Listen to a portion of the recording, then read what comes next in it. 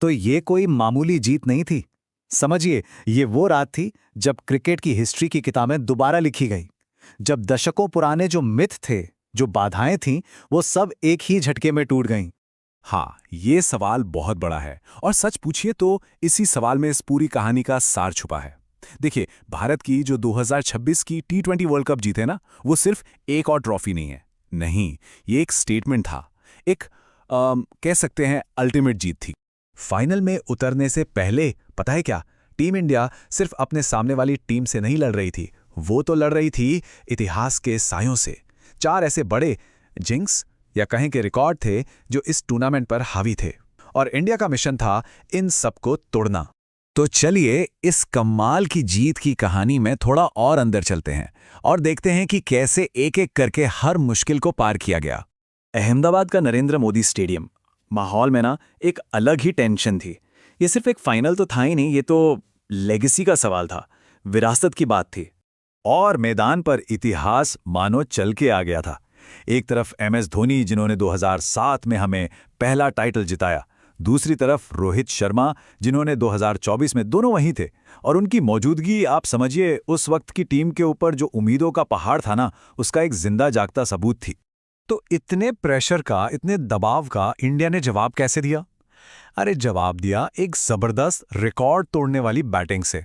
255, बस ये नंबर याद रखिए। टी20 वर्ल्ड कप फाइनल की हिस्ट्री का सबसे बड़ा टोटल। मतलब पहली ही इनिंग्स में मैच का रुख तय हो गया था। और ये जो इतना बड़ा स्कोर था ना, इसकी नींव रखी तीन कमाल की पारियों ने। संजू सैमसन के 89 रन्स, और फिर ईशान किशन और अभिषेक शर्मा के वो तूफाने अर्धशतक। उन्होंने तो न्यूजीलैंड के बॉलर्स को कोई मौका ही नहीं दिया।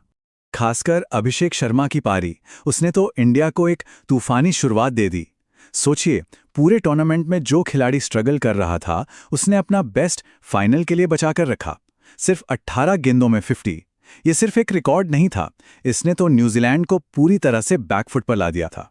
अभिषेक ने बाद में जो कहा ना, वो इन नंबर्स के पीछे की असली कहानी बताता है। ये सिर्फ क्रिकेट की बात नहीं थी, ये प्रेशर की कहानी थी, खुद पर शक करने की कहानी थी, और आखिर में टीम के भरोसे के दम पर उस शख्स से जीतने की कहानी थी। तो इस रिकॉर्ड तोड़ स्कोर के साथ स्टेज पूरी तरह सेट हो चुका था। अब बारी थी इंडिया की। बारी थी उन सारे मिथकों को एक एक करके तोड़ने की जो टी20 वर्ल्ड कप के इर्द गिर्द घूम रहे थे। सबसे पहला, मेजबान देश का अभिशाप। आज तक कोई भी होस्ट देश अपने होम क्राउड के प्रेशर में टाइटल नहीं जीत पाया था। भारत ने उस सिलसिले को तोड़ा और अपने घर में वर्ल्ड कप उठाने वाली पहली टीम बनी।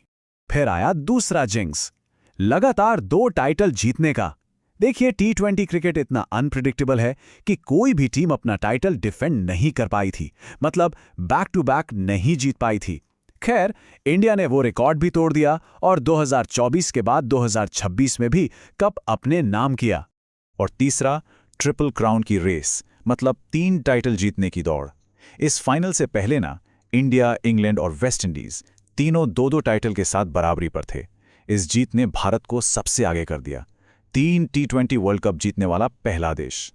और आखिर में वो वाला रिकॉर्ड जो शायद टीम के लिए सबसे पर्सनल था, कीवी टीम का डर।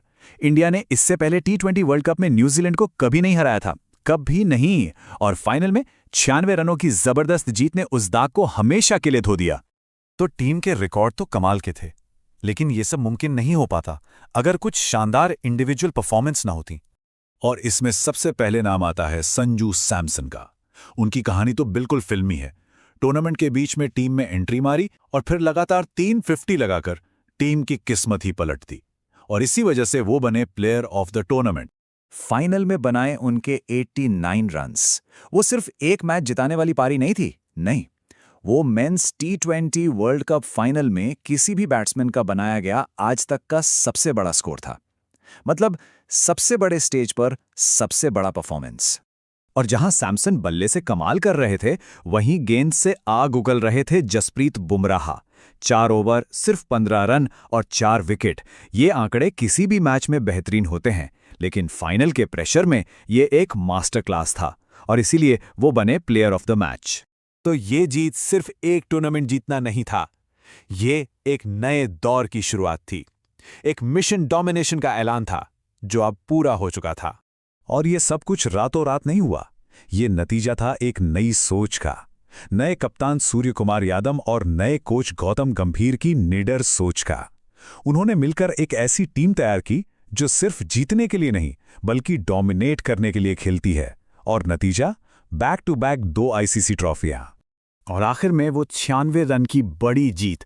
मतलब कोई क्लोज मैच नहीं था ये तो एक तरफा जीत थी, एक ऐलान था कि ये इंडियन टीम अब T20 क्रिकेट की असली निर्विवाद बादशाह है। तो अब जब हर मिथक टूट चुका है, हर बाधा पार हो चुकी है, तो एक ही सवाल मन में आता है, अगला क्या? इस टीम के लिए अगली चुनौती क्या होगी? क्योंकि सच तो ये है कि इस टीम की विरासत की कहानी तो अभी शुरू हुई है।